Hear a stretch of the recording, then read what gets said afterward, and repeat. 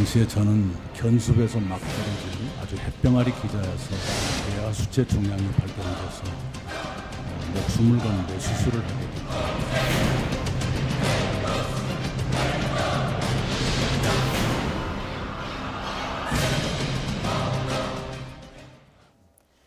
네, 오늘의 이슈 차명진 전 자유한국당 의원, 배재정 전 민주당 의원, 김병민 경희대 개건 교수와 함께 얘기 나눠보겠습니다. 안녕하십니까? 네, 안녕하십니까? 네.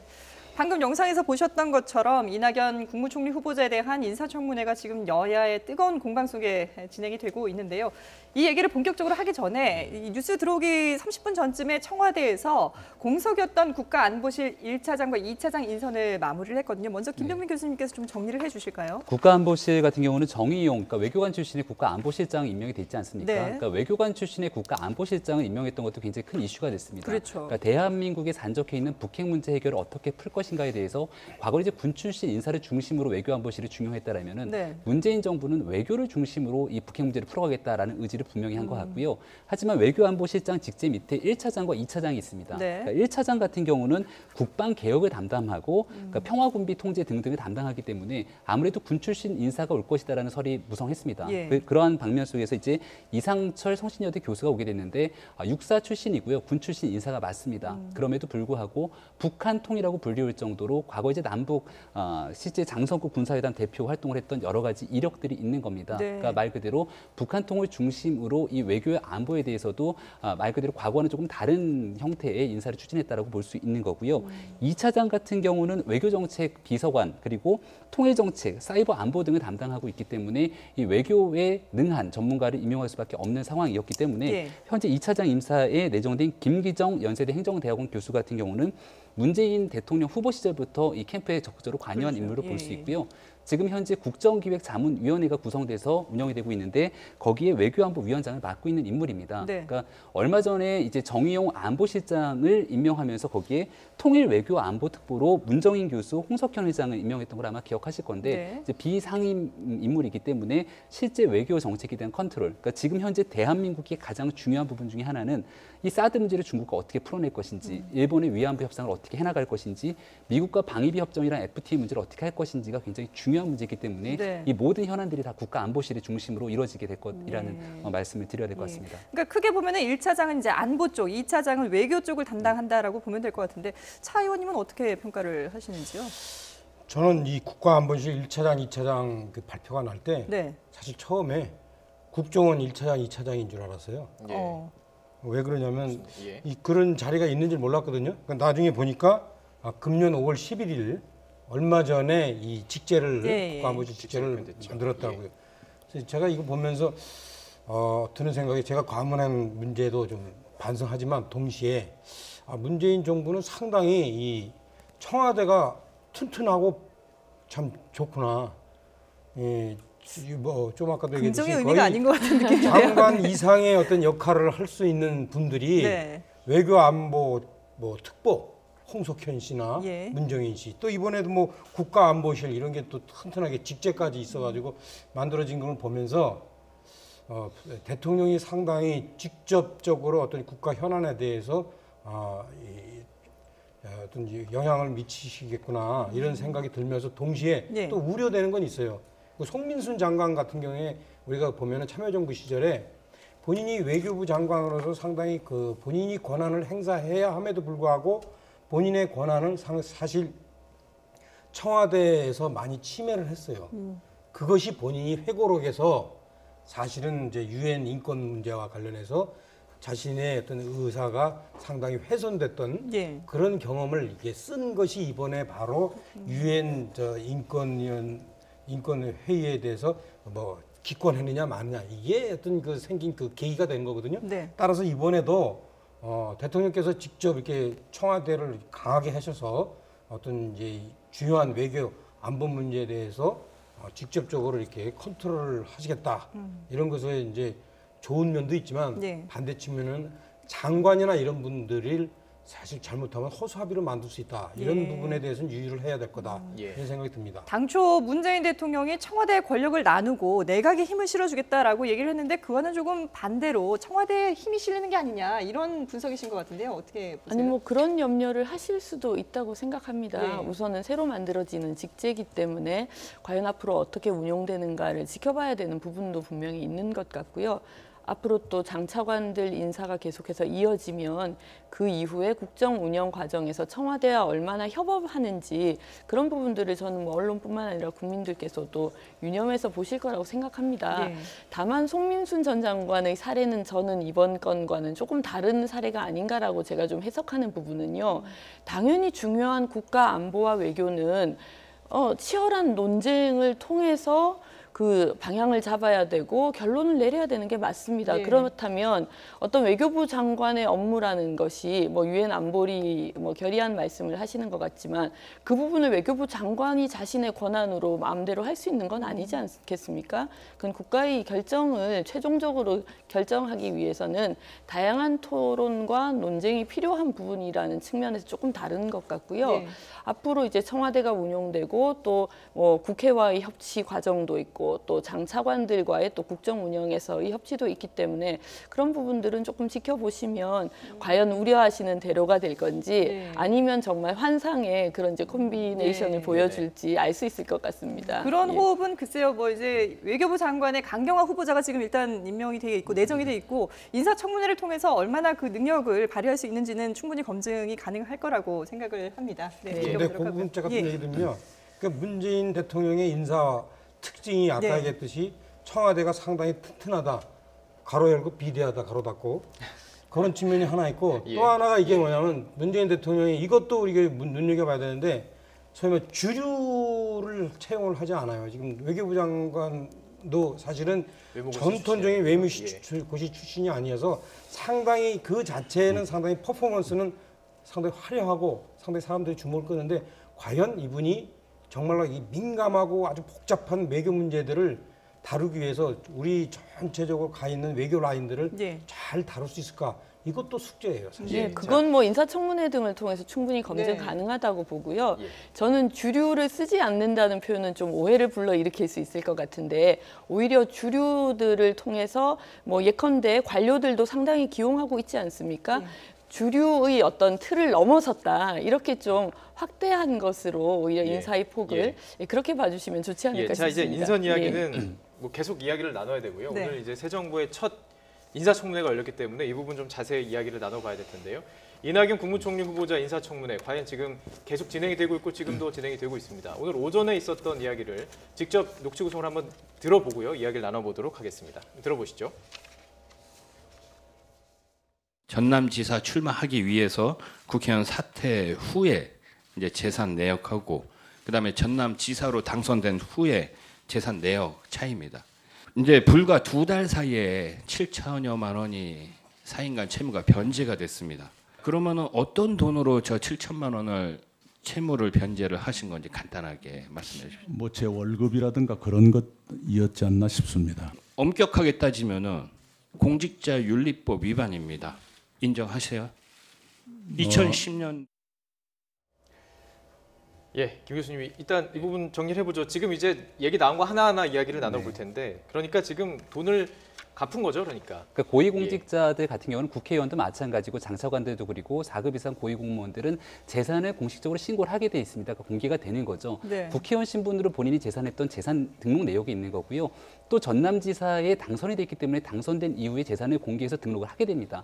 근데 그 2달여 있는 사이 동안 7천만 원에 있던 채무가 변제가 됐다는 그러니까 거예요. 마이너스에 있었던 게 변제가 그래서 빠진 거잖아요. 변제가 됐으면 예. 7천만 원에 대한 돈의 출처를 밝히던가 아니면은 그 7천만 원이 이전에 신고됐던 부분이 잘못됐던가 둘 중에 하나일 건데 이전에 신고된 것이 잘못된 것이다라고 아마 인정을 하신 것 같습니다. 그렇게 따지면 엄밀히 얘기해서 공직자윤리법 위반이 아니냐라고 얘기를 하고 있는 거고 예. 이낙연 후보자 같은 경우는 될 수 있는 대로 과거에 있었던 혐의? 그러니까 과거에 있었던 의혹. 의혹들에 예. 대해서 본인이 어느 정도는 솔직하게 이야기를 하고 넘어가는 그 주의를 결정을 한 것 같아요. 그러다 예. 보니까 청문회 과정에서 굳이 변명하지 않고 과거에 있었던 일들을 솔직하게 얘기하고 있는데 네. 그 솔직하게 얘기한 일들에 대해서 법적인 위반 행위가 나타난다든지 하는 부분으로 이제 자유한국 자유한국당이 얼마나 더 매섭게 이러한 얘기들을 청문회에 내일까지 끌고 갈 수 있을지 여부가 주목되는 대목입니다. 예. 사실 지금 자유한국당 의원, 김성원 의원의 질의를 보신 건데 자유한국당이 정권이 바뀌면서 이제 여야 공수가 바뀌었다 이런 표현을 하지 않습니까? 오늘 뭐 사실 이 청문회가 파행이 될 수도 있는 상황이었는데 자유한국당에서는 일단 뭐 진행을 하고 있거든요. 어떤 생각으로 임하고 있다고 보시는지요? 지금 읽겠습니다. 그 총리 청문회에서 총리의 어떤 이 자격 기준 이런 것들을 우리가 따질 때 사실은 쭉 과거에도 있었던 사실을 이렇게 돌이켜 보면 어떤 절대적인 기준이 사실은 있지는 않아요. 네. 그 시기에 어떤 정치적인 역학관계에 따라서 어떤 게 문제되기도 하고 안 되기도 하고 그렇습니다. 근데 지금 같은 경우에는 지금 이제 문재인 정부 출범 초기라는 특징이 하나 있고, 예. 그래서 일정하게 좀 너무 세게 몰아붙이면은 국정에 협조하지 않는다라는 비난이 올 수 있다라는 측면이 또 하나 있고, 두 번째로는 지금 사실은 이제 5당 체제라는 겁니다. 이 5당 체제가 갖고 있는 특징은 뭐냐면 서로 다양하다는 거죠. 그래서 여기서 어떤 소위 여당과 야당으로 딱 구분돼 가지고 야당이 어떤 힘을 모으는 그런 상황이 아니죠. 그래서 지금 자유한국당 입장에서는 좀 대놓고 공격하기 좀 애매한 측면도 있는 것 같고, 예. 그다음에 세 번째는 지금 이 이낙연 총리 후보자가 이렇게 보면 상당히 능소능대해요, 그죠? 의외로 약점들이 톡톡 튀어나오긴 하는데 이분이 딱 봐서 시인할 건 딱 시인해버리고, 그 다음에 이제 어떤 개인적인 문제에 대해서, 그리고 또 정책적인 문제도 상당히 보면은 아주 유연합니다, 보시면. 예. 실제 현재 문재인 대통령의 정책 기조하고 벗어날 수도 있는 그런 입장을 자기가 얘기를 해요. 대북 관계에 있어서. 그런 걸 보면 또 딱 집어서 공격하기도 좀 뭐한. 그래서 이게 아마 제가 볼 때는 이분이 만약에 정권 말기나 후기에 이런 상황이 있었으면 아마 자유한국당에서 대놓고 미꾸라지다 이런 얘기를 했을 거예요. 그런데 현재로서는 아까 제가 얘기했던 여러 가지 상황 때문에 능소능대하구나 이렇게 정도로 판단을 할 것 같아요. 배 의원님이 좀 말씀을 해주셔야 될 것 같은데요. 네. 지금 이제 청문회가 좀 저는 재밌는 어떤 지점에 있는 것 같아요. 네. 사실은 문재인 정부가 들어서고 나서 또 국민적인 지지와 성원이 상당히 또 높은 가운데 지금 청문회가 열리기 때문에 어떤 면에서는 청문회에 대한 어떤 이 초점이 모아지는 게 역대의 다른 청문회에 비해서 좀 적지 않은가라는 생각도 들기도 하고요. 또 다른 측면에서는 여당과 야당이 바뀐 이후에 처음으로 데뷔하는 그렇죠. 네. 무대이지 않습니까? 그렇다 보니까 여당 의원님들도 수위를 어느 정도 해야 될지에 대해서 좀 가늠자가 명확하지 않고 네. 또 거꾸로 야당 의원님들도 또 대선 패배의 충격에서 또 벗어나야 되는 측면도 있고 국민들의 신뢰를 다시 구축해야 되는 면이 있기 때문에 공격을 얼마나 해야 되나 이런 이제 좀 갈등과 딜레마 상황에 있는 가운데서 지금 청문회가 이루어지는 것 같은데요. 네.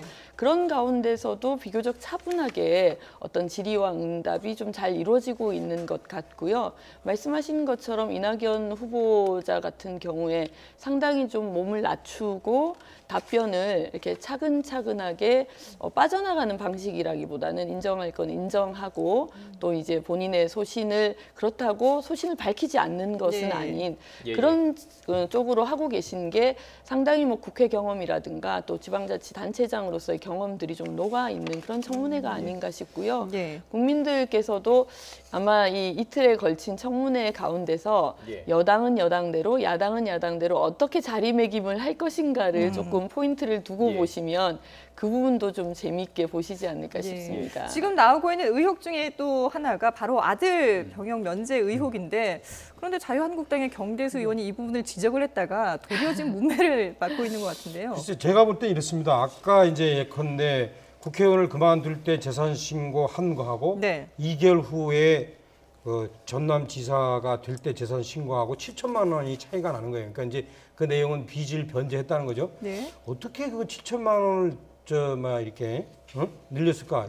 이게 사실 제가 아까도 얘기했듯이 상황이 나쁠 때는 이건 상당히 얌체라고도 얘기할 수 있어요. 그런데 이게 지금 넘어가고 있습니다. 한번 내가 그 전에 빚 갚은 건데 일단 월급이라고 얘기해요. 이게 잘못 기록됐나 봅니다. 이렇게 해서 넘어가고 있고 이거 지금 아들 병역 기피에 관한 의혹도 마찬가지예요. 이게 사실은 이제 이 탈골이라는 게 사실 병역 기피에 참 많은 이제 그 거리가 되는데 이거에 대해서 이낙연 지금 총리 후보자가 그래서 나는 다른 거라도 공익으로라도 갈 수 있게 해달라고 내가 탄원서를 올렸다라고 네네. 얘기하는데 그 탄원서가 또 이렇게 나쁜 입장에서 생각하면 그 면피형일 수도 있어요. 사실은 그렇죠? 중요한 거는 이 탈골이 됐느냐 안 됐느냐 진짜 이게 예. 이거를 따져보는 건데 싹 탄원서 그 자체를 이렇게 덮으면서 그것을 비난하는 사람들이 오히려 욕을 먹는 이런 상황인데 한 번 더 얘기하지만 이게 예. 상황이 상당히 그 이낙연 후보자한테 유리한 상황이군요. 예. 근데 그 사실 그 이후에 이제 뇌종양 수술, 그렇죠. 네. 종양 수술했기 네. 때문에 해명을 했죠 이낙연 예, 한 부분이 후보자가. 있고. 아니 예. 저는 좀 그런 예. 생각을 합니다. 사실 그 이전의 정치인 분들은 뭐 자제분의 병역 문제에 대해서 이렇게 문제가 될 거라는 생각을 못 하고 상당히 병역 비리라든지 병역을 어떻게 하면 좀 빠지게 할 것인지 이렇게 좀 집중하신 면이 있는 것 같아요. 우리 사회 지도층이. 그런데 이낙연 후보 정도 되시고 실제로 뭐 본인도 그렇게 해명을 하셨습니다만 2002년이면 이회창 전 뭐 후보의 그 아들 병역 문제로 나라가 시끄러울 때인데 어떻게 정치를 하는 사람이 병역을 면해보기 위해서 노력을 하겠는가 이런 이야기를 했는데 저는 그 말이 오히려 좀 설득력이 있지 않나라는 생각이 듭니다. 저도 뭐 정치를 하는 사람의 입장에서 보면 예. 아들의 병역이라는 것이 당연히 사회적인 이슈가 될 거라는 걸 모르지 않거든요. 그런 면에서 우리 차 의원님이 말씀하신 것처럼 뭐 탄원서가 그런 면피용이냐 이런 부분은 또 이제 입장이 어느 쪽에 있는가에 따라서 제기할 수도 있겠지만 적어도 일부러 병역을 피하기 위한 어떤 꼼수를 썼다든가 또는 비리를 저질렀다든가 하는 부분은 아니지 않겠나라는 저는 좀 판단이 들고요. 특히 그 이후에 뭐 아주 좀 심각한 그런 수술을 또 했다는 면들로 봐서는 국민들께서 이 부분은 좀 판단하실 수 있지 않을까. 네, 그런 생각이 좀 교수님 듭니다. 이게 사실 네. 자유한국당에서 공격하는 포인트는 또 그거 아니겠습니까? 자료 제출이잖아요. 네. 자료 제출을 충분히 하지 않았다라는 것으로 공격을 하는 부분인데 지금 조금 전에 질문 드렸던 그 부분을 보면 경대수 의원의 아들이 또 네. 군 면제를 됐고 그 부분이 지금 공개가 됐기 때문에 얘기 나눈 거 아니겠습니까? 물론 이게 이제 정리를 뭐 해주시죠. 인사청문회 핵심은 아닙니다만은. 예, 예. 네, 그렇죠. 아무래도 자유한국당 궁금하실 같은 것 같아서. 경우에는 예. 여러 가지로 이번에 있는 청문회 과정에서 검증의 공세를 매석해야 되는데 네. 현재까지 최순실 국정농단 사건에 대한 굴레에서 완벽하게 벗어나지 못한 상황이다 보니까 이 공수 전환에 따라 갖고 나름대로 전열을 재정비하는 데에 대한 문제가 좀 있는 겁니다. 그래서 공수를 어느 정도까지 해갖고 공격의 수위를 높여야 되는가에 대한 고민이 있는 건데 매서운 공세와 검증이 지속되는 순간 아직은 또 어저께 또 박근혜 전 대통령에 대한 재판이 있었던 것처럼 네. 국민적 감정들이 그렇게 쉽게 누그러들지 않은 상황이고 그럼 이낙연 후보자에 대한 여러 가지 검증 공세를 펼쳤을 때 자유한국당 의원들에 대한 형평성 문제를 제기할 수밖에 없는 상황이 오지 않는가라는 우려가 좀 되는 거고요. 그러니까 더불어민주당 차원에서는 왜 이와 같이 자료 제출을 하지 않느냐라고 얘기했을 때 저는 뭐 반드시 자료 제출돼야 된다고 봅니다. 네. 왜냐하면 후보자 본인뿐만이 아니라 직계 좀비 속에 대한 자료 제출이 돼야만 청문회에 참여한 의원들이 그 문제를 보고서는 여기에 대한 재산 문제라든지 아니면 세금 문제라든지 병역 문제 등등을 면밀하게 지켜볼 수 있는 거거든요. 근데 더불어민주당 입장에서는 마찬가지로 이제 공수가 전환이 된 상황인데 과거의 새누리당, 그러니까 보수정당이 총리 후보자들이 냈던 자료 제출에 비해서 이제 통계적인 부분들을 활용해서 이제 형평성의 문제를 제기하는 거죠. 근데 과거에 대한 문제는 또 과거에 대한 문제인 것이고 과거에 이랬기 때문에 현재도 이래야 된다는 논리보다는 과거의 문제들을 딛고 이제 앞으로 좀 가야 될 방향성들을 명확히 하는 것들이 훨씬 바람직하지 않나 이렇게 생각이 듭니다. 예. 저도 동의를 하게 되고요. 네. 사실 저도 19대 때 저는 뭐 야당 의원만 해봐가지고 여당 입장에서 청문회 같은 네. 걸 해보진 않았습니다만 정말 박근혜 전 대통령의 정권 하에서는 인사청문회뿐만 아니라 국회 상임위라든지 국정감사에서도 자료를 거의 제출을 안 했거든요. 심지어 저희는 국정감사가 증인 채택도 하지 못한 채 진행된 적도 있습니다. 네. 그런 이제 진짜 어떻게 보면 막막한 절벽 앞에서 저희가 의정 활동을 하는 것 같은 고통을 겪었었는데 과거에 그랬다고 해서 앞으로도 그럼 뭐 당신들은 그렇게 했으니 우리도 그렇게 해도 된다 이런 것은 아닌 것 같고요. 지금은 워낙 국민들의 눈이 매서운 시기이기 때문에 이제 저희 뭐 여당 입장에서도 뭐 물론 총리 후보자에 대해서 든든한 방어막을 쳐드리고 싶은 부분도 뭐 충분히 이해를 합니다만 이제 우선은 후보자들께서 자료를 성실하게 제출하는 것이 국회의원들은 또 국민들의 대표이기 때문에 네. 그게 바람직하다는 생각이 예. 들고요. 뭐 제가 이 청문회 과정을 지켜보니까 이낙연 후보자께서도 계속해서 자료를 제출하고 계신 것으로 예. 이렇게 네네. 보이더라고요. 네. 그런 면들은 과거를 좀 답습해서는 안 되는 것 같고, 다만 말씀하신 것처럼 이제 청문회를 진행하는 의원들의 어떤 문제나 의혹에 대해서 네티즌들이 지금 상당히 제기하고 있는 부분들이 저도 SNS를 보니까 지금 정말 SNS 상에서는 핫하게 이 부분들이 이렇게 좀 언급이 되고 있는데 네. 아마 이제 청문회를 진행하시는 의원들 입장에서는 정말 많이 부담스러운 것도 사실일 것 같아요. 그런데 좀 큰 틀에서 보면 지금은 국민들이 과거의 국민은 아닙니다. 그냥 뭐 청문회를 국회가 진행하면 그걸 피동적으로 수동적으로 받아들이는 그런 상태가 아니고 네티즌 수사대라는 말까지 심지어 있지 않습니까? 그렇기 때문에 저는 뭐 여야를 막론하고 정치인들도 그런 우리 네티즌들의 어떤 지적이나 또는 불만 제기 이런 것들을 수용하는 자세도 좀 네. 필요하지 예. 않나. 예. 물론 그것이 과할 때는 좀 문제가 될 수도 있고 그런 부분에 대해서는 좀 예. 자제해 주십시오 이런 말씀을 할 수도 있지만 저는 정치인이라고 해서 네티즌의 어떤 검증 공세로부터 자유로운 것은 아니라는 생각을 하거든요. 예. 예, 다 옳은 말씀이신데 제가 하나만 말씀드릴게요. 네.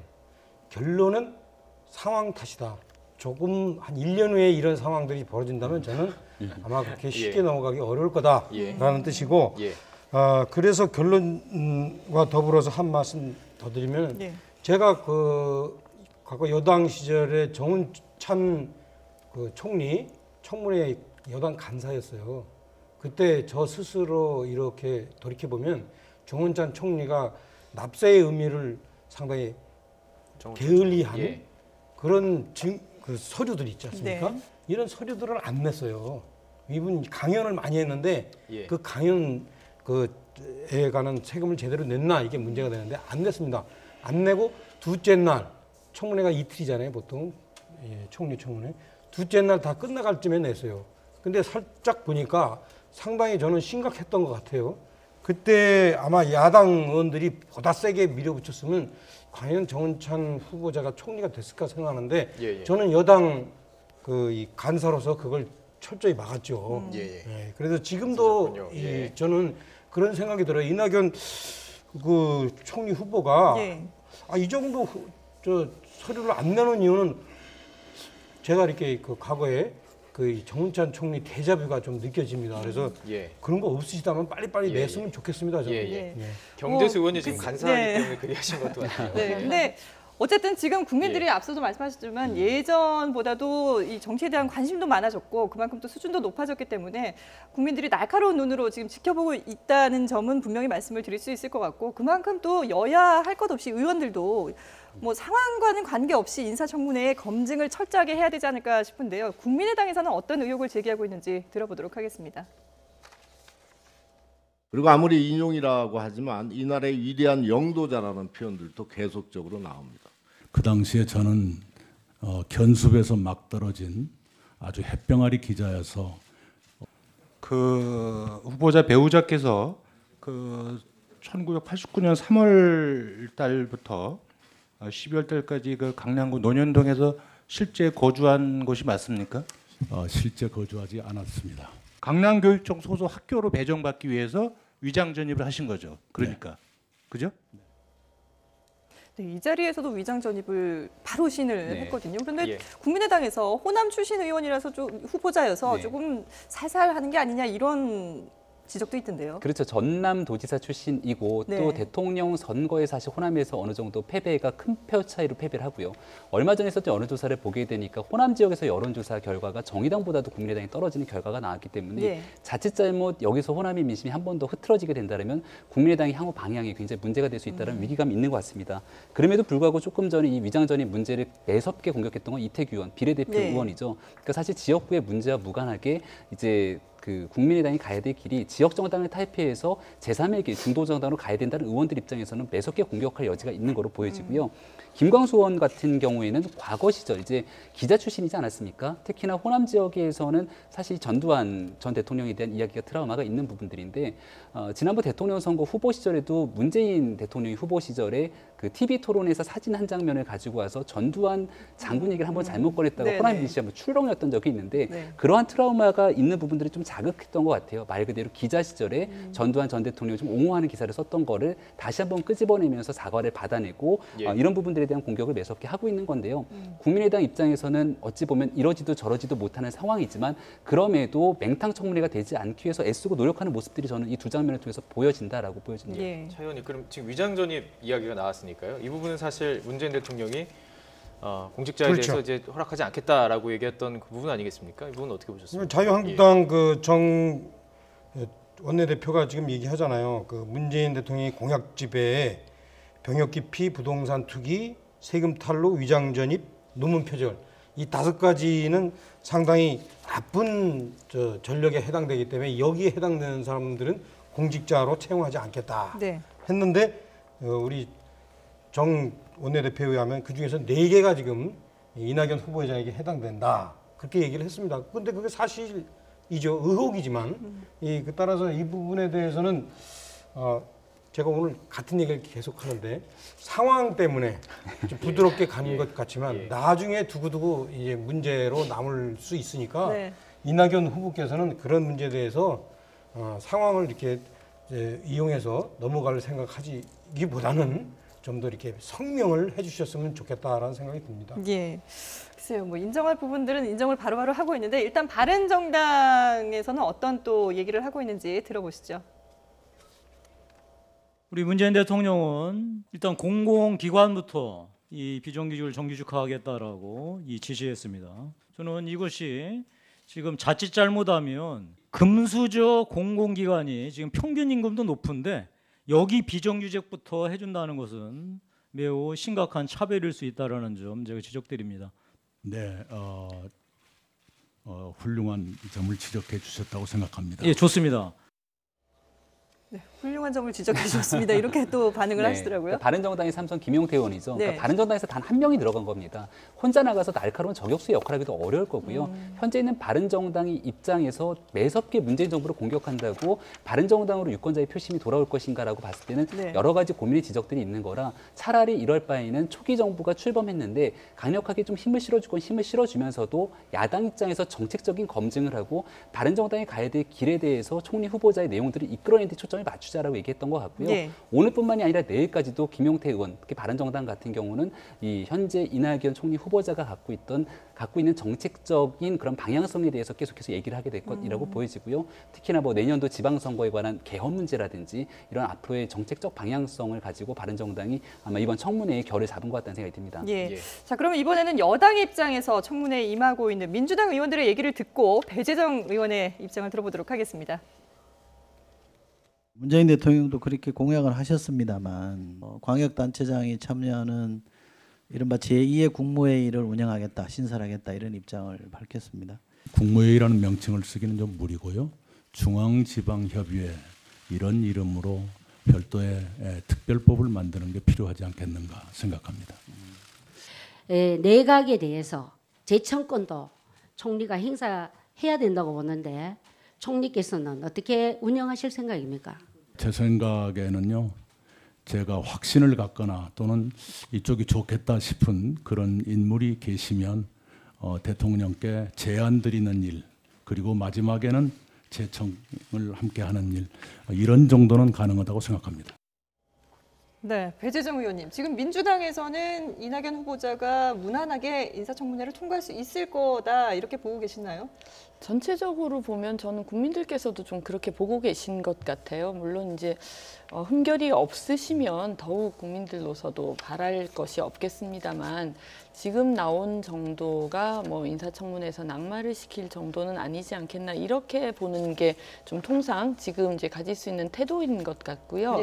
이제 저희 민주당으로서도 뭐 거의 10년 만에 지금 정권을 뭐 다시 이제 확보를 하면서 여당이 되어서 청문회를 진행하는 것이기 때문에 국민들께 또 어떤 모습을 보여드려야 될까 이런 고민들이 좀 깊을 것 같은데요. 저는 뭐 제가 야당으로만 국회의원 생활을 했습니다만 제가 야당 의원으로서 있을 때도 같은 상임위에 있는 여당 의원님들 중에 아 정말 저런 모습은 본받아야 되겠다라고 봤던 지점들이 있거든요. 그러니까 여당 의원이라고 해서 무조건 돌격대처럼 뭐 정부 방침이라든지 이런 것들에 대해서 무조건 따르라 해서 그걸 또 따르고 국회에서 방패막이가 되고 이런 모습은 아니라고 생각이 들고요. 네, 예. 정말 정책적인 측면에서는 혹시나 정부가 잘못 가는 길이 있다면 그걸 또 바로잡아야 되고 미흡한 부분이 있다면 채워줘야 되는 역할을 여당 의원들이 해야 될 텐데 그 이제 첫 발걸음을 이번 인사청문회를 통해서 떼었다고 생각하고 그런 부분들을 각자 다들 좀 고심하시면서 인사청문회에 임하고 계실 것 같습니다. 차 의원님은 여당 인사청문위원회 간사하셨으니까 그 입장에서 보실 때는 어떻게 보셨습니까? 더불어민주당 역할이요? 저는 제가 여당이라면 저렇게 질문 안 합니다. 그러니까 이제 어떻게 아까 하시겠습니까? 그 예. 바른정당의 김용태 의원을 포함해서 네. 적어도 청문회를 하면 국회의원이 행정부를 날카롭게 그 문제를 제기하고 비판하는 것이 기본 임무인데 좀 뭐 예컨대 정책 청문회라는 명문으로 좀 제가 볼 때는 너무 두리뭉실하다. 예컨대 예컨대 말씀입니다. 네. 저 전남지사에 처음에 예. 출마하실 때는 단일 민주당 후보로 출마하셨는데 지금 이제 민주당이 국민의당과 민주당으로 나눠져 있는데 두 정당의 앞으로의 장래는 어떻게 돼야 된다고 생각하십니까? 뭐 이런 정도의 질문이라든가 정당에 내지는 대한 입장을 총리 청문회에서 예, 청문이지 질문하는 건가요? 않습니까? 예. 예. 그다음에 또 뭐 예컨대 이제 대북 정책과 관련해 가지고 여러 가지 그 전남이 또 그 북한과 지방자치단체에서 교류한 것들이 있을 겁니다. 네. 그런 부분에 대해서 정당성을 좀 묻는다든가 예. 좀 깊이 좀 물었으면 좋은데 좀 이렇게 제가 볼 때는 좀 그렇지 않다라는 점에서는 뭐 글쎄 뭐 열심히들 하셨겠지만 네. 예. 그래서 뭐 아쉽다. 인사청문회가 오늘만 있는 게 아니고 내일도 있으니까 일단 오늘 나온 의혹은 뭐 아내 그림 매각 의혹이라든지 아들 군면제 의혹, 증여세 탈루 의혹, 그리고 모친 아파트 시세 차익 의혹이 있는데 내일 그러면 차 의원님이 말씀하신 이런 부분까지 포함해서 뭐 어떤 새로운 의혹들이 더 나올 게 있을까요? 이미 나왔던 내용들을 중심으로 좀 돌아가지 않을까 싶고요. 네. 현재 있는 상황들을 가지고 총리를 낙마시킬 정도냐라는 것들 뭐 국민들의 판단이 있을 것이고 그런 국민들의 여론들을 이제 국회의원들이 청문회 과정에서 반영을 하겠죠. 네. 다만 이제 더불어민주당 입장에서는 약간 좀 뼈아픈 부분 중에 하나는 문재인 대통령이 후보 시절부터 얘기했던 5대 비리가 있는 인사들에 대해서는 고위공직자에 대한 원천 배제를 하겠다라고 했는데 지금 현재 청문회를 진행하다 보니까 이 5대 비리 중에 몇 가지 부분들이 조금 들어맞는 부분들이 생기는 겁니다. 그렇죠. 본인 스스로도 시인을 예. 하게 되고. 근데 얼마 전에 있었던 강경화 이제 외교부 장관 후보자 예. 같은 경우도 청문회를 준비하고 있지만 그 당시 이제 외교부 장관 후보자 같은 경우는 여성이라는 특수성 그리고 그 비고시 출신 인사라고 있는 상징성 때문에 이러한 부분들을 상쇄시킬 정도다라고 얘기를 했지만 네. 이게 계속해서 반복이 되게 된다면 문재인 정부의 인사에 대해서 국민들의 신뢰감들이 떨어질 수밖에 없는 겁니다. 강경화 후보자는 위장 전입 의혹이 지금 위장 전입 그리고 있습니다. 본인이 이제 예. 먼저 시인을 네. 하고 시작했죠. 하지만 네. 위장 전입 의혹보다는 오히려 여성이 갖고 있는 상징성과 이런 부분들을 먼저 높였기 때문에 예외적인 인사라고 볼 수 있었다라면 네. 이게 이제 자꾸 반복이 되면 예외라고 볼 수가 없는 거고 원칙이 흔들리게 되는 부분이거든요.